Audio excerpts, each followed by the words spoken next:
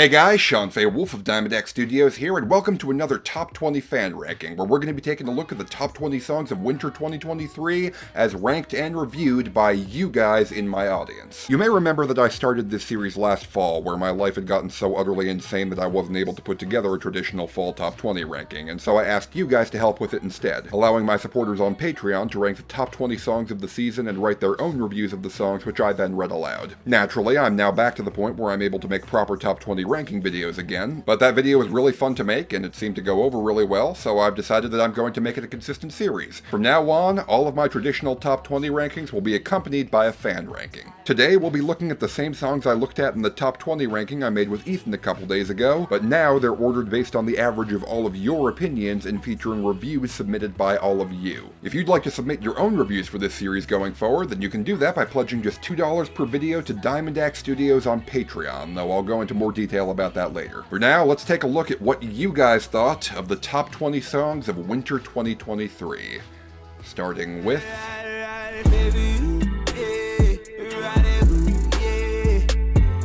Yeah, it turns out y'all have a different worst song of the season than me and Ethan, with Under the Influence being the only song you guys put in the terrible tier overall. The only song in this ranking that got more terrible votes than anything else.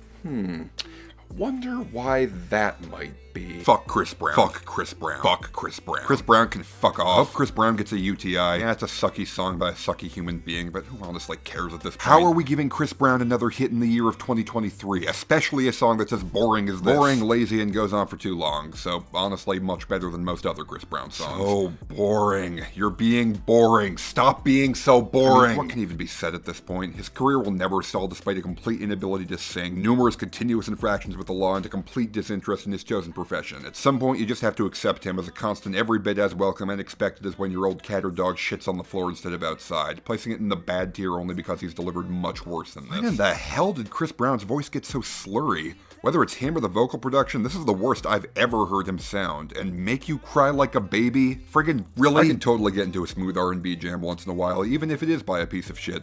Unfortunately, this is not that. TikTok is the monkey's paw of the music industry. I think I might like this more than the other Chris Brown hits I can recall from the past decade, and I fucking hate this. The music video transcription describes the instrumentals as intoxicating chill music. This makes me angry for reasons I cannot explain. We've given Chris Brown a generous amount of goodwill for nearly 2 decades, despite the perpetually updated legal issues section on his Wikipedia page, and in return, he gives us a sex jam unironically dedicated to the guys who drunkenly hit on girls at the bar. The song would fly completely under my radar and bore me if Chris Brown wasn't the single worst singer alive on this. So, Chris Brown is terrible to women when he's drunk?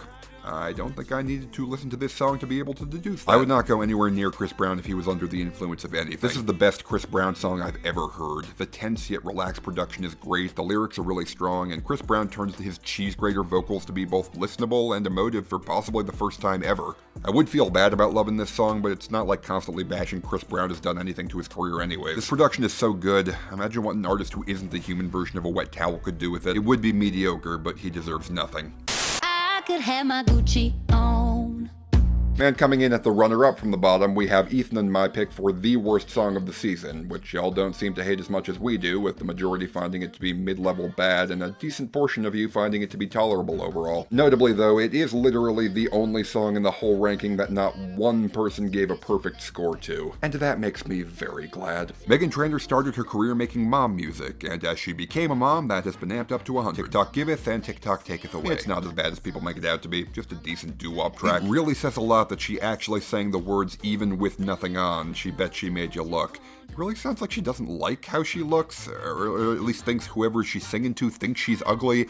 It's absolutely not the zinger she thinks it is. Nice to hear from you again, Megan. You sound the same as always. There's a reason we left Meghan Trainor in 2015. Frankensteining of All About That Bass and Me Too should not be this ignorable, and yet I'm legitimately surprised at the amount of nostalgia people have for Meghan Trainor, considering that there's no way this song would have gotten as big as it did without that. Get this mom shit out of here. You know, if it wasn't for the 50s pop pastiche Meghan has been riding on since the start of her career, we wouldn't have had this shitty, upbeat, royalty-free music that's now soundtracked so many god-awful DIY crafting and Elsagate videos. Meghan Trainor cured my blindness.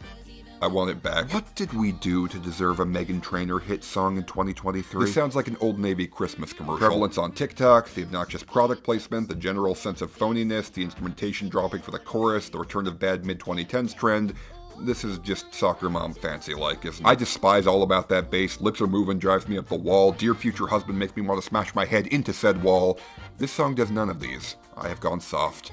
Megan, what have you done to me? I think I'm starting to become my mom. Postmodern jukebox pop deserves better than this weird body positivity ego drag. Well, I wouldn't say Made You Look is a completely great tune. If I want a slice of quick dance pop, it does well for its 2-minute runtime fueled by TikTok. Megan really is keen on picking the bad nostalgia part of our brains. It sounds like it belongs in Grumpy Cat's Worst Christmas Ever. The song sounds like someone took the instrumentals of all the most dated 50s novelty songs, blended them beyond recognition, and then threw the whole container right into our ears. God, it's annoying. But it also will live rent-free in my head for 24 hours when I accidentally hear it on the radio. I wonder how much hate this song would get if anyone else's name was attached to it. Target Core. Congratulations, Megan. It only took 8 years to turn All About That Bass into something that doesn't suck. The Emperor has new clothes. Aren't they nice? I can't take Megan Trainor seriously ever since I learned she and her husband have a set of matching toilets in their bathroom and pooped together once.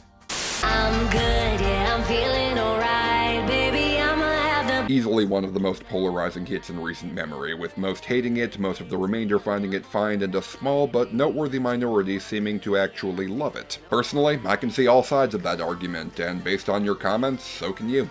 More like I'm bad! Oh, jeez, I'm here all week. Tip your waiters and try the veal. Should have done Axel F instead. A lot of sins in this production that samples one of the best EDM tracks ever. This is quite possibly the worst use of a sample I've ever heard, and I've heard Feel This Moment. Every time I hear it, this song flips back and forth between being a camp masterpiece to being one of the worst songs of the 2020s so far. I know I put this song in meh, but I have a feeling that I'd have ranked it higher than most people would. Maybe if I were more exposed to it, I would dislike it, but as it stands, this song to me is just fine. The song is a lie because neither David Guetta nor Baby Rexha are blue. This is morally reprehensible. Apparently, I just like my 2011 dance throwbacks compressed and oversung because I can think of no real reason why I am willing to stand up for this. People who hate this song both, 1, really give the original Blue Dabba too much credit, and 2, are not feeling good, feeling alright, or having the best fucking night of their lives. Guilty pleasure, I will admit. The song is garbage and I love every minute of it. I'm Blue is a novelty song. The only reason it's good is because it's funny. Making the song completely and utterly soulless is not going to improve on it in any way. The biggest comfort food music of 2022. I have absolutely no respect for this song. I feel nothing but shame as I have fun and dance with it. Bad and boring, but so far gone on both scales that it starts to be interesting again. It's uninspired, sure, but at least it has some energy, which is more than I can say about a lot of the Hot 100 right now. Fuck you guys, this slaps. Blue Man Group for life, bitches! Oh, I'm afraid I just blew myself. I can't recall the last time I felt so numb inside while listening to a song. As Baby Rexha shrieks about having the best fucking night of her life and the synths blare into an audio sludge, it all hits me and I feel no emotion whatsoever. I mean, hey, at least I didn't sample the Eiffel 65 song where they talk about how mega awesome the PlayStation is.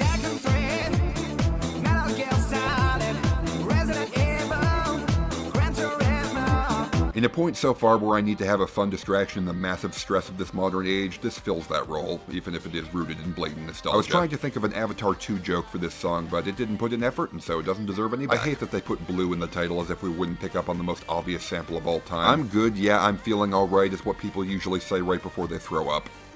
21, can you do something for me? 21. Can you hit a little rich flex for me? Oh, thank God we're not alone. I thought Ethan and I were the weird ones for hating this as much as we do, but it turns out that a sizable majority find this to be sub-mediocre. I think we can now safely say that Drake has been faking it for too long. Time to either make it or go away.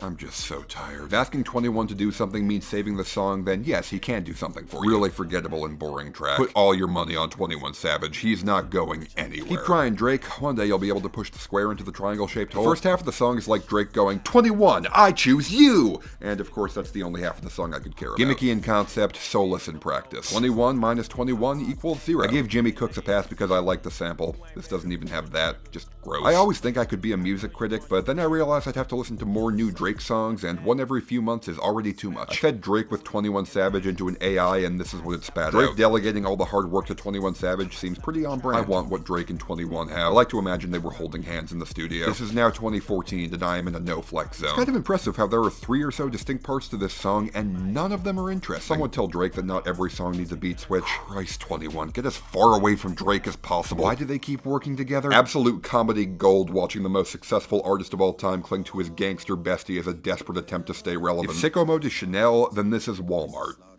Yeah, drinking dope turned me to a superhero. Yeah, hit that pill. And here we've got the most evenly spread graph in the set. These scores were spread fairly evenly across all but the top of the chart, with meh being the most common response, and terrible interestingly coming up right behind it as the second most common response. I wonder why that could be. Chris Brown. Fuck Chris Brown. Fuck Chris Brown. Chris Brown deserves to have a cactus shoved up his ass. The second beat is so good. Why was it wasted on a Chris Brown extended outro? I was kind of enjoying it until Chris Brown came in and started feeling sorry for himself. The future part was decent, but the Chris Brown part requires you to sympathize with Chris Brown, and I don't. Metro, you didn't have to get an actual literal villain on your Heroes and Villains track. We would have settled for a good actor. A perfectly fine song until the ending. I will not elaborate on the ending. You and everyone else with a functioning brain knows what is wrong with the ending, and we'd all be better off pretending it isn't there. If you add the decent Future rapping, the good Metro sample, and the bad Chris Brown outro, you end up with a song filled with nothing. Future should have been given the interesting sparse instrumental, and Chris Brown should have been stuck to the Death March trap remix. At least one section would have been fun that way. A boring, repetitive song that got matched to a visualizer that is a 15-second loop. If every superhero film had Future as the hero, I think the movies would be vastly improved. At time of writing, I listened to this 20 minutes ago, and I cannot remember a single thing about it. Beat is cool, but more in a movie soundtrack way than a pop music single way. Oh wow, this song is kinda dope. The beat looms with swagger, Future sounds effortlessly cool, the flexes are standard but weighty, and oh, what's this change up for the last verse? How is Chris Brown still complaining about his haters? Did he forget why people hate him? I'm just gonna cut this song off right before it gets to Chris Brown and pretend the song ends there. What? You mean I don't like this song where Metro Boomin uses the same 4 horn notes on loop with nothing else, samples a song by a Nazi apologist, has a domestic abuser sing about not being the villain, and does almost nothing else with the theme of superheroes? Wow! Who'da thunk?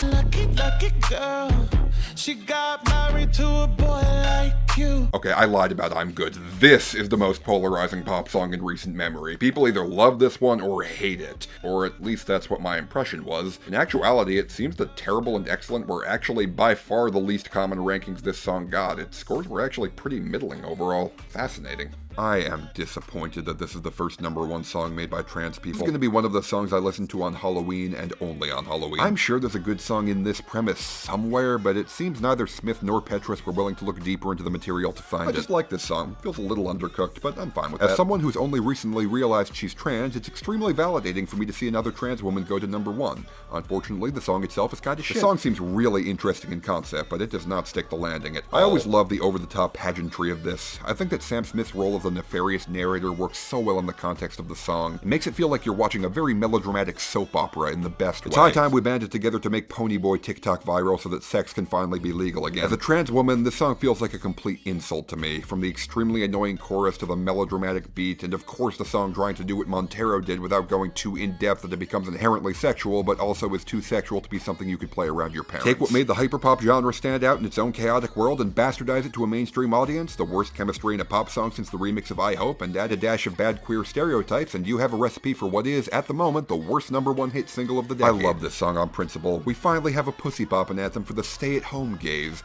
Joking aside, Sam Smith's songs have evolved into stories of sexual agency and reclamation over the past few albums. Unholy is simply nudging that agency into more of the aesthetics of the queer community with varying levels of success. While I don't revisit this often, I feel at home every time. The song slaps. Look, I tried to not like this song. I really did. There's so much ick to it, but y'all, this kinda slaps. I'd be lying if I said I didn't crank this up on the radio whenever it comes on. This had so much potential to be good, but there are so many questionable decisions and glaring flaws. Weak production, annoying choir, zero chemistry, and lyrics that Sam Smith can't deliver. I wish this was longer. Sam Smith really out here making a sex song called Unholy and censoring the word shit. I keep expecting this to shrink on me, and instead it just keeps growing into one of my favorite hits of this decade so far. When Sam Smith sings about the Body Shop, all I can think of is the UK retailer of the same name. So I'm forever associating this song that's trying so hard for grand gothic tones and singing about infidelity with the place I buy people scented body wash for Christmas. For me, this song is always inversely good to the song that comes right before it. If it was a good song, this sounds like the most demonic hellspawn you've ever heard. If it was a bad song, then it sounds awesome. I'm gonna ask for a grant to study this phenomenon. The production on this song is like a wedge of cheddar. Cheesy, but edgy at the same time. Please clap. It's short. That's good. It seems unfinished. That's bad. Honestly, I like this shift for Sam's music, but I wish the music had more oomph to it. I'd rather hear the obnoxious rumbling of an old Radiator fan than Sam Smith singing this chorus ever again. I can't stand that whine in Sam's voice that sounds like a broken kazoo. I don't get why people always seem to think that a song about sex automatically has to be sexy to work. What I'm hearing is a song that tries to be stilted and uncomfortable and absolutely succeeds at it. I would like to thank the music video for letting us know that sex may be kinky, hot, and forbidden, but our MC is totally wearing a condom. The only thing unholy here is what I do with your mom. So thank God I get to wake up by your side. I'm not doing a chart analysis of this. Trust me, no one cares. Let's just get this over with. Fuck Chris Brett. Oh, wait, wrong song. Wow, this country song sure does exist, doesn't it? I liked One Mississippi. Now that the last two singles have been disappointments, I'm scared. I'm so fucking sick of country music having drum machines instead of acoustic drums. Seriously, just fucking stop. It's never a good idea. It makes this country love ballad sound like I Like You by Post Malone. And if your country love ballad sounds like I Like You by Post Malone, something has gone seriously wrong in the production process. The song is single-phobic. Going into this song before actually listening to it, I thought I was going to hate it, but as it turns out, it's just a cute little love song and the people on it are expressing genuine happiness. I'm glad I was wrong. Doja wrote that ZZZZZZZ part of Vegas after listening to this song. Aw, they're a really cute couple and I'm really happy for them. Now, go do other things besides making music. I wouldn't call this boyfriend country. I think a better term would be happily married man country. Such a wholesome song that I can't help but smile every time I hear it. In theory, I can appreciate a duet from a husband and wife who are both really good singers. In practice, this is way too sappy even for me. Man, they sure do, thank God, don't they? This reminds me of Glad You Exist by Dan and Shay. That is not a bad thing to me. I don't doubt that the love portrayed here is genuine, it's just not compelling. As a Brit who only recently got into some country, a bit corny, but this sounds alright. Congratulations on your 4-year marriage, Mr. and Mrs. Brown, but this is just like the cheesiest shit ever. This is cute, but I don't feel like I have any reason to really revisit this song. It really does just sound like a C-tier Owl City song. Most song of all time. It really does song when it tries. I want to be snarky and mean to Kane Brown, and I'm not religious in any sense, but this is legit cute and wholesome. This song has more cheese than Switzerland.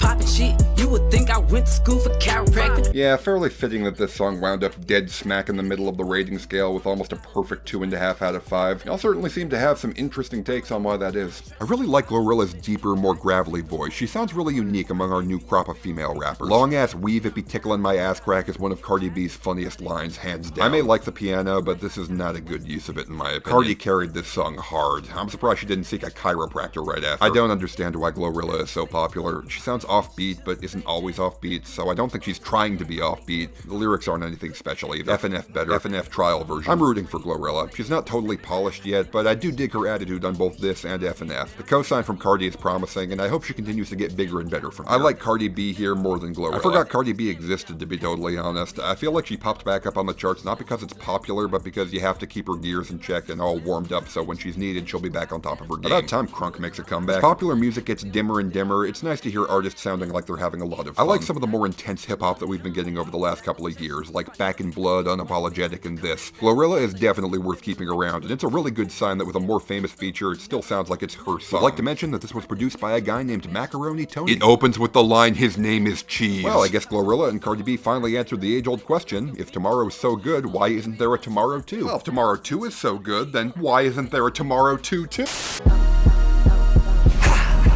1600 block. I just wanna rock. This song had by far the most aggressively middling reception of any song in this countdown, which I'm pretty sure came from the fact that this song is so off-brand for what we think of as a top 20 hit that most people just had no idea what to do with it. I mean, your comments certainly seem to be backing up that hypothesis. This feels like the free trial to a song, and you have to pay $9.99 to EA to get the rest of it. Lil Uzi Vert joining Twisted Sister confirmed. About time New Jersey becomes relevant to popular music again. It's decent, but it feels like it's missing something to truly make the song great. Correct me if I'm wrong, but shouldn't a song called Just Wanna Rock actually rock? R.I.P. guitars, I guess. This is the accidentally submitting your rough draft instead of the finished paper of music. The production on this feels almost unfinished. Lil Uzi deserves a better instrumentation than what they're given, because it shows that they're actually trying their hardest to sell the rage that's definitely going to go off at live performances. This promises me rock, and then delivers Lil Uzi Vert. I am disappointed. Alexa, play Let It Rock by Kevin Rudolph and Lil Wayne.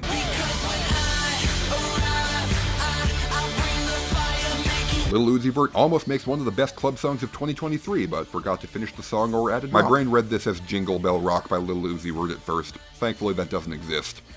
Yeah. I don't understand why this song is popular at all. It sounds like an interlude. It sounds like it's going to lead into some epic club song, but it doesn't. It's a build-up that leads to nothing. Granted, that build-up isn't bad, but it leaves a lot to be desired. I'm actually looking forward to the rise of regional club scene that came from this song. Looks like Jersey club music is finally hitting the mainstream. Thanks, Uzi. The song does not rock enough. I don't know how they do it, but Lil Uzi Vert always puts out stuff that'll hook you, make you listen, and get stuck in your head. We feared the mono genre. We got the null genre. Can you even call this a song? It feels more like a half build-up, half anticlimax. climax. I just wanted this song to rock so bad. I kept waiting for the huge electric guitar breakdown that never arrived. I love Jersey Club, and MC Vert, the producer of this song, has made some great beats, but it all culminated in a very middle-of-the-road song. Uzi's best decision was to let the beat play by itself for like half the track. It looks like trap is finally starting to mutate into something else, and I'm interested to see what that something else is as the decade moves on. Lift me up, hold me down, Oh, hey look, it's that Rihanna song. keep me close.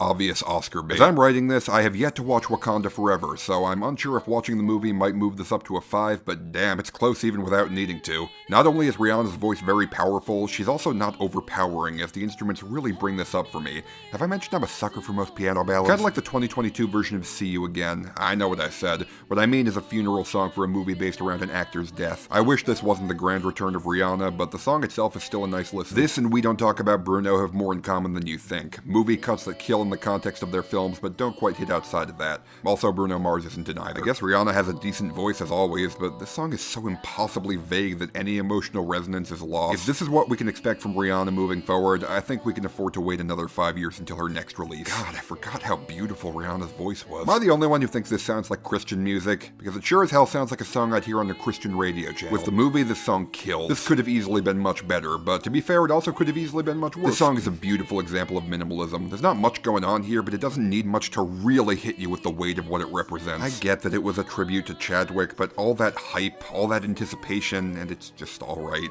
I hope the actual meat and bones of R9 are a massive step up. I really want to like this, but I just don't think Rihanna is a strong enough singer to sell this kind of bare-bones movie end credits song. Hoping Rihanna isn't entering her Joanne era. I feel really bad for the people who thought Rihanna's big comeback would be something huge and not, well, the See You Again for this movie. I guarantee that absolutely nobody would even give this song a second glance if literally anyone else was singing. This tribute song should be better. Compared to the singles from the first Black Panther soundtrack, this was a major step down. Seeing Ludwig Göransson, the composer from Community, go on to get a top 2 hit composing for one of the biggest movie series just fills my heart with so much joy. And it helps that I love this song too. It's got that dramatic movie feel that I love so much. Plucking is underrated. We need more plucking. Rihanna had the easiest #1 imaginable and blew it. This sounds like a song from someone focused more on moisturizer than music. I know that Rihanna has made a lot of painfully vapid and mediocre music in the 2010s. This is not one of those songs. In fact, I don't know if she's ever sounded this good. She's come so far musically. She seems to be so in love and doing really well these days. I'm happy for her. You go, girl. Alright, we're halfway through this video, and I think that means it's about time for me to make a deal with you. I'll show you guys a video of a pet raccoon hiding in the couch, and in exchange, you need to give this video a like, subscribe to the channel, and hit the bell for notifications of new uploads. That's the deal, and the faster you do those 3 things, the more time you'll get to spend watching this guy. Ready, set, go. Ты опять залез под диван? Ну капец! Ты таки сделал себе гнездо? Я буду рассылать всем это видео в ответ на вопрос, тяжело ли дома содержать кинуса. And there we go. Thank you for your support, and now, on with the video. Georgia, write me up and all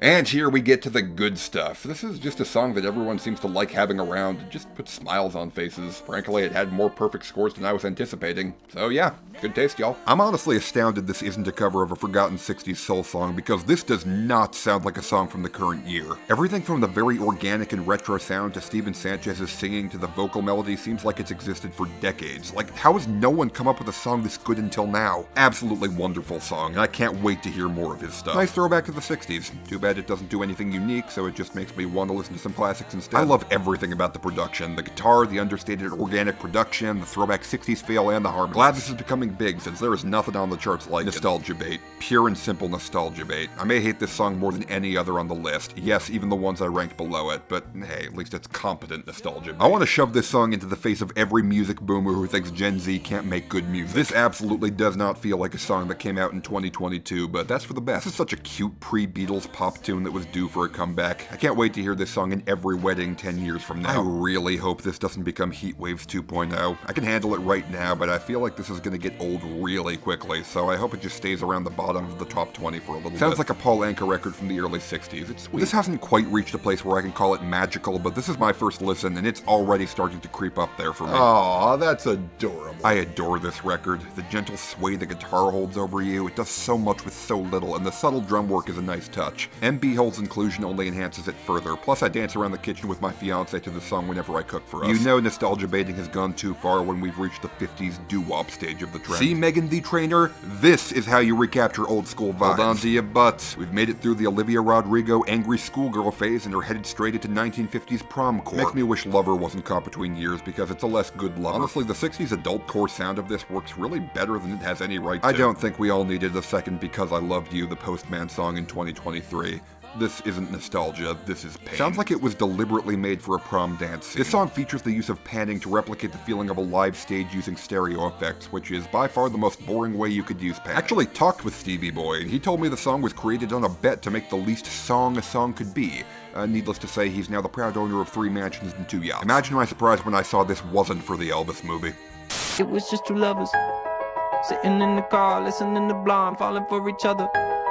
Pink and orange sky. Interestingly enough, this song seems to have less people willing to really go to bat for it than the last one, and is only here solely on the fact that so few people seem to dislike it, aside from the one person who gave it a 0 and unfortunately did not leave a review alongside it. Shame, I was curious. Jake can't sing, but man, he gets points for trying. Reminds me of an ending song of an anime made by an emo J-pop band. I dig it. Do yourself a favor and get a good pair of headphones for this. Lay down, close your eyes, and just feel this song. It is ethereal. The instrumentation here is actually pretty great until the drums just swamp everything out, and I'm not sure how I feel about Jake's speak singing either. Not a fan of the vocal switching from talk rap in the verses to the sound of Ed Sheeran and Charlie Puth's Love Child in the chorus. My initial thought on this song was, this sounds like if Bozzy covered As the World Caves In. I should probably hate it based on that concept alone, but it surprisingly was not that bad. I just kind of wish the vocals and instrumental blended better with each other. An underrated artist in my opinion, and it's good to hear that he got a hit. Very pretty when it catches me in the right mood. Kind of grating when it doesn't. I don't even care if this guy's vocals feel very restrained at certain points, or that the Donald Glover lyric is the goofiest shit ever written. Jake just found the best cheat code to make one of the most magical and transcendent hit songs of the decade, with beautiful piano arpeggios meant to convey the first flames of love, transformed all the way into a flamboyant declaration of admiration and devotion in the chorus that I could only dream of feeling, and holy shit, these strings though! You know, if it wasn't for the fact that it was made by a college kid who was clearly stumbling hard in his songwriting, this may as well have been the best hit out right now. Casey Musgrave's outsole. This might be great, but I can't tell because whenever I see skinny white boys on TikTok, I instinctively cross the screen. Khalid evolves into Giveon, and now Giveon evolves into Jake. Wonder when we will learn what his Dynamax form will be. It is exactly 37% finished. It's like handing in your test with only 3 out of 8 questions filled in and getting a 65 because you tried so hard on those 3 questions. With the pandemic era gradually being over, Golden Hour feels like the soundtrack to finally going out again after years of being indoors all day.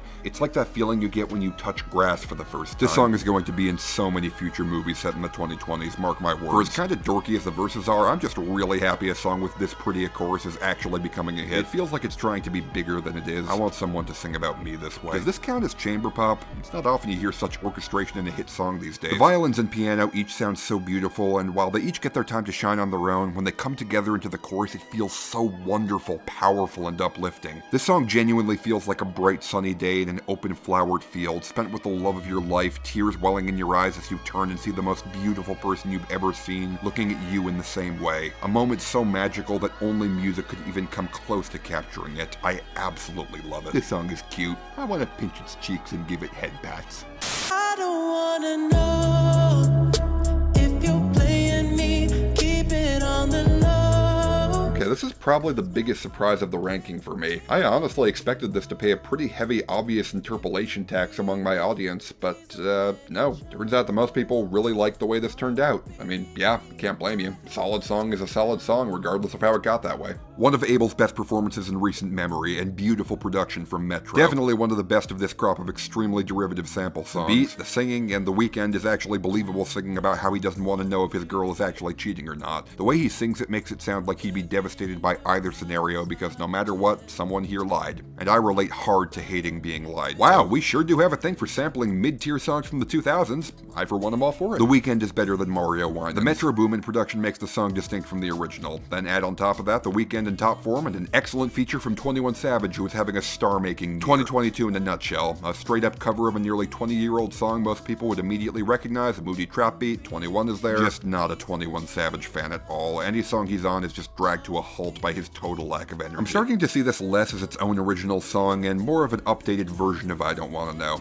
Once I did that, I started to like the song more. It's just a B-tier Starboy song or a C-tier House of Balloons song. Metro Boomin is the Timbaland of the 2020s. He's an excellent producer and one that I'm looking forward to hearing more from in the future. I can't really describe what makes this song so good. It's like everyone involved got to the studio and drank some water, but unbeknownst to them, the water was spiked with make music good magic. Damn, I did not expect 21 to sound this good over a groove this slick. A certified hood classic reimagined because The Weeknd has them wispy vocals. Big brain move, making sure that your next release doesn't overshadow a song from 6 years ago by covering a song from before that. The vibes on this are just articulate and just really vibey, man. Just time to throw this into the Halloween playlist. Dark vibes running through it, making the situation feel as dramatic as it should be. Ever thought I'd see someone take such a mid-song as I Don't Wanna Know and turn it into something pretty cool? This song is just a cover of a terrible song from 2004. It wasn't good then and has all the same problems now. I think it's unfair that some people think this should be called a cover when it's different enough as a song. It works really well as a modernized version of it with enough of a change-up, especially on 21 Savage's part to keep it fresh. The Weeknd could sing the alphabet and make it sound decent.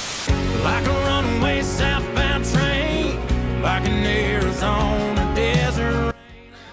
Okay, fine. Going. One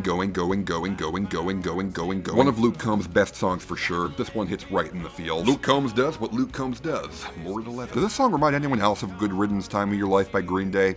Maybe that's just me. Another good but inessential tune in his catalog. The best thing about this is the more organic production than we've enjoyed from him for 5 years now. Luke Combs' voice is a country cheat code. How to stretch a 10-second concept into a 3-minute bore fest. The Luke Combs edition. It's a simple breakup song, but it's very effective for what it is. This song is lovely. It feels like a warm hug. Going. The song is specifically about a breakup, but the reflective nature makes the lyrics a lot more relatable. The lyrics aren't the only good thing about it, though. I really like the rock approach to the song. That sweet guitar lick repeated throughout the song is the only thing that turns it from decent to good. One day Luke Combs' contemplative country boy shtick will get stale for me. Today is not that day. Doing this makes it clear that Luke Combs loves making music how he does. This song makes me hope that passion is jostled to get him to make more interesting stuff. If Luke Combs replaces Jason Aldean as the country star that refuses to die, society will be infinitely better. Luke Combs on complete autopilot, but you know, I'd listen to him on complete autopilot over most of the country scene. Going. It's a relationship that's separated due to circumstance and a conflict of interest, not because either person hates each other. It helps that Luke Combs' voice sells the emotional damage this breakup puts him through. His performance is incredible. There's not enough songs like this in my opinion. I'd go as far as to call it an instant country classic. Luke Combs does the Girl That Got Away song pretty well. Luke's cute, so he gets to be a little boring as a treat. Okay, so confession time here. I kind of fucked up this survey a little bit. You might have noticed that at no point in this video did I talk about that dull as hell Morgan Wallen song, and I imagine some of you have been sitting there in horror every second that it didn't turn up. But the reason it hasn't yet is that I kinda put the wrong song on the form. So instead of hearing what y'all thought about Thought You Should Know by Morgan Wallen, instead we got what y'all thought about... Staring at the ceiling with you. Oh, you don't ever say to Yeah, sorry about that. If it makes you feel any better, Lavender Haze is probably going to make it into the spring ranking, so I'll ask you guys about Thought You Should Know in the spring fan ranking.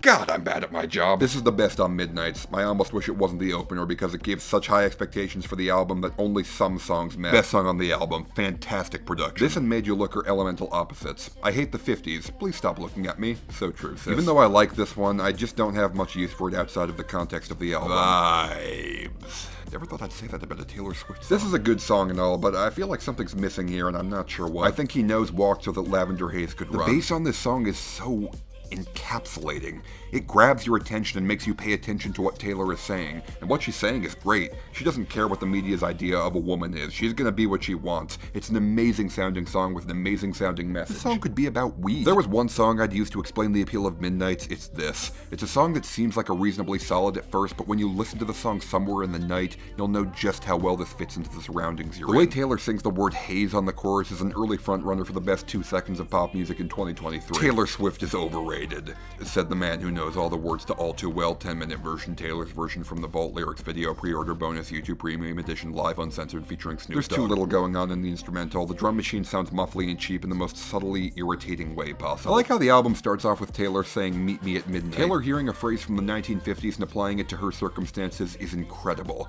A lot has changed since that era, but as she well knows, having multiple relationships in a row was frowned upon both then and now. She has so much experience with being in the spotlight, and I'm glad she's able to put it to words that are more than just spite. As a woman also in a long-term relationship, I can't tell you how real the 1950s shit they want from me actually is. Taylor is starting to feel like an actual person, and I'm so here for it. It's really starting to win me over.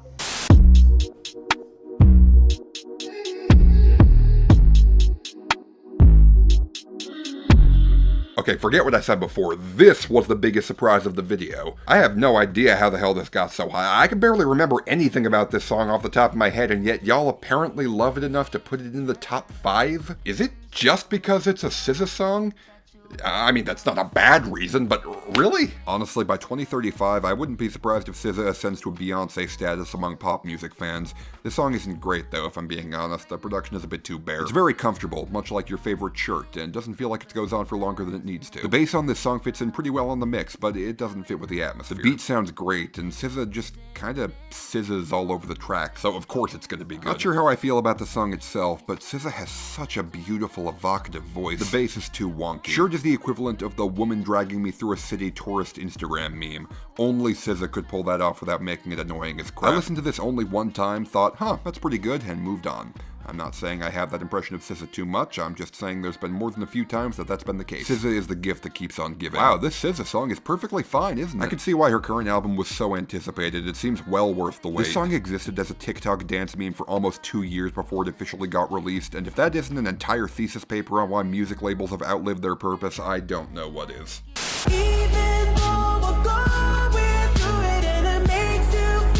I still don't feel it. I'm happy for y'all, though. The Weeknd is a certified hitmaker who can at this point do almost no wrong. Man is the sole reason that Donda had a good song on One of the lesser songs I've heard from Starboy. It's kind of lumpy and lacking in momentum. I feel like one of these days we're eventually going to just be able to say The Weeknd, like that one joke for every Adele song that makes it high on every list. I've loved this song for a couple years now, and glad it's finally getting some attention. This is the kind of Joji song I love. The Weeknd is one of the best mainstream artists of our generation, and although I could see people's preference for something like Starboy or other songs from that album like False Alarm, this one just has something really special about it. Even Abel's sloppiest of sloppy seconds and middest of mid-album tracks is enough to satiate most fans, I guess. It's the perfect middle ground between R&B and synthpop, and one of my favorites off Starboy. Is this just a thing we're doing now?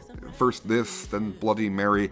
We're just making deep cuts from popular albums, popular many years after the albums were released? Because if so, this is definitely a trend I can get behind. Okay, yeah, this is great, but why are we so determined to prevent anything from Dawn FM taking off in the USA? I feel basic for not getting the hype, but I don't know. To me, this one is just so boring. I can tell that his vocal performance is objectively incredible, but it's just not for me. How can he die for me when he already sounds dead inside? My crackpot theory is that Abel's been blacklisted by the industry after deciding to perform at the Super Bowl instead of the Grammys, leading to Dawn FM severely underperforming, yet the people still want Abel so badly that they made an old song of his a hit anyway. Man, TikTok, between Bloody Mary and this, you're really making up for an off and on 2022. What creepin' clearly wishes it was. The song has been a personal favorite of mine for years now, so happy it's becoming huge. I know it's not the same as Kate Bush or Fleetwood Mac, but I just love the little moments on TikTok that bring attention to songs that deserve it, and this feels like one of those times. Justice for False Alarm!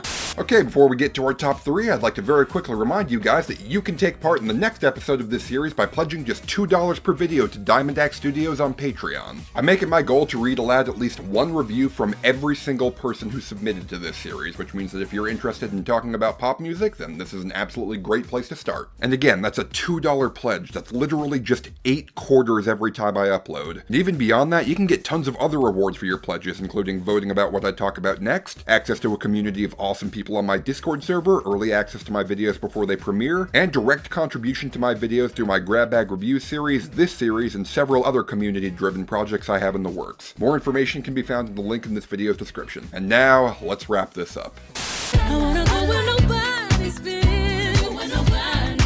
I was utterly astonished to find that out of the remaining 3 songs on this list, only one of them made it into the excellent tier overall. I mean, I guess I should have seen that coming after the same thing happened to Break My Soul last time. But man, this just feels off. The song feels like a lot of solid peaches that just don't 100% mesh. I want to love this, but I don't know, it doesn't really all fit. It's extremely rare to ever feel like I can actually relate to Beyonce on any level, but the first time I hear her sing I Feel Like Falling in Love, I'm in the mood to fuck something up, it felt like Beyonce and I saw eye to eye. Is love wonderful? Desirable? Yes. Is it messy? Unpredictable? Beyonce and I know the answer is yes, and we're not afraid to admit it. One of the better sounding new disco tracks I've heard in a while. Congrats, Queen. She blows away her contemporaries in this, making a fun, danceable, innovative disco track. I was gonna say more, but honestly, never mind. I love when she says, "Spaceships fly," and then the background vocals go off. The beat is unbeatably catchy, and Beyonce is doing everything and more to make the song sound lighthearted, fun, and romantic and erotic. This would be higher if I liked the lyrics. I can't stand it when pop songs have gratuitous cursing. Not because I find it offensive or shocking, but the opposite. It just sounds tawdry and kind of uncreative. The joy of hearing Beyonce launch F-bombs at whole speed is absolutely needed for this jam to work. The guitar sounds like the one Pink Fong used in Baby Shark. Pretty good production, fun instrumental. I want Beyonce to sit on top of me. I want Beyonce to sit on top of me. Sit on top. Beyonce is so incredible. She will make me go out to the club and fuck up the night.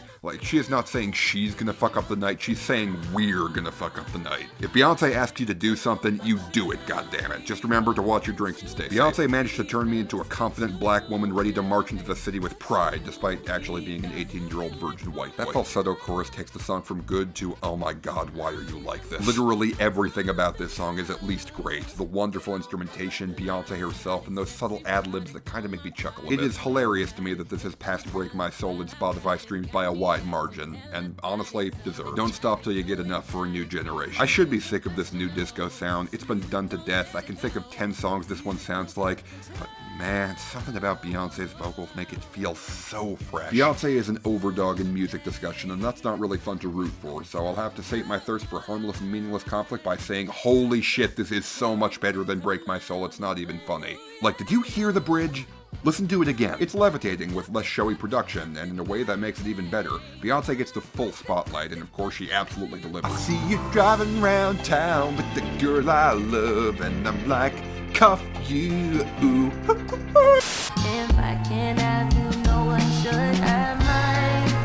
I might kill my ex, not the best idea. You know what? I'll take this. And the song took a while to grow on me, too. Trust me, by the end of the year, a whole lot of those 3s and 4s are going to be looking a lot more like 5s. SZA making an absolutely demented revenge fantasy murder ballad referencing a classic action movie sounds like it should absolutely not work, but my god, it works so well. Not the best song on SOS, but a great one nonetheless. The simple chorus melody sticks with you instantly, and lyrics are morbidly funny about the feelings after a breakup keep you coming back. I hope this becomes a huge hit. SZA nonchalantly singing I'm So Mature cues us all in that yes, she is in on the joke, but this is the internet, so I'm already prepping myself for the barrage of bad takes inevitably incoming. So catchy and weirdly relatable to me despite not ever having been in a real relationship. Of course I wouldn't kill anyone, but that does make the song just as funny as it is sad to imagine it. As Wendy said, she is an icon, she is a legend, and she is the moment. Rarely have I felt so seduced by a murder song. A song that pulls off dark humor pretty well, but with the kind of charisma SZA is delivering here, I just wish the song had some more character than what we got. I do like the positive vibe for such a dark song. I feel like it's a bit short and I wanted more. SZA sells the vocals hard, so I gotta give props to that. Where's the lyrics about Uma Thurman mowing down the Yakuza? The song sounds pretty on its own if you ignore the lyrics. When I think hard about how jarring the lyrics are compared to the sound of the song, it kinda ruins it for me. I have no idea how to process SZA's behavior in this song. All I know is that she's slaying like usual, and that's the only thing that matters. I'd let SZA kill me. SZA has a beautiful and unique voice. For some reason, she just doesn't click with me. I really appreciate SZA bringing back the murder ballad. We love seeing women flourish. SZA at her very good. Not her best, but very good. Always respected and generally enjoyed SZA's music, but this was the one that really caught my attention. It made me much more fascinated in her as an artist. Would have never expected a song like this from her. No, not Bill. He was just sitting on Capitol Hill. I have got to listen to SOS at some point if the single's improving me. A song like this being a stable top 5 hit would have been unthinkable just a few years ago. That's all I have to say because I don't want to talk about these lyrics. Admittedly, at this point I'll eat up anything even remotely close to a narrative song, but damn, this hits. I don't know what I was expecting for the big single off SOS, but SZA self-rationalizing killing her boyfriend and then getting a hit bigger than Kiss Me More was not it. It's also pretty much identical to Kiss Me More in quality, so that's great as well. I just wish it was a bit more eerie to fit the lyrics. I would love dark horrorcore like pop. The song is so good at sounding like an alternative end credits song to the movie itself. Just because you don't put in your tag anymore doesn't mean I don't know you're there, Take Keith. The fact that one of the most addicting choruses in recent times is about a double murder is kind of hilarious. Not the best idea? Well, no shit, but if it makes music like this, you can take my ex too. People who have had their heart shattered have definitely been here. Or maybe I just need more therapy. I have this thing where I get older, but just never wiser. Midnights become my afternoons. You know, it's good to know that occasionally this country is capable of doing at least something right. Taylor Swift is, in my opinion, a bad pop songwriter. Her best work is when she does more folk stuff than country or pop. Anti-Hero is just okay. I guess this is the compromise between her villain arc and her innocent girl next door arc. It's pretty much what I expected. Incredibly bland synth-pop revival backwash. Taylor Swift going on about how she's such a terrible person has also been massively overdone to the point where I'm more worried about her mental health than anything else. I love Taylor Swift anyways, but this song is phenomenal compared to the other things on the radio right now. Not the best on Midnights, though. This feels like a song I should love. I think the lyrics are humorous, but twinged with real introspection. But the production and chorus don't hit as hard as others on the album.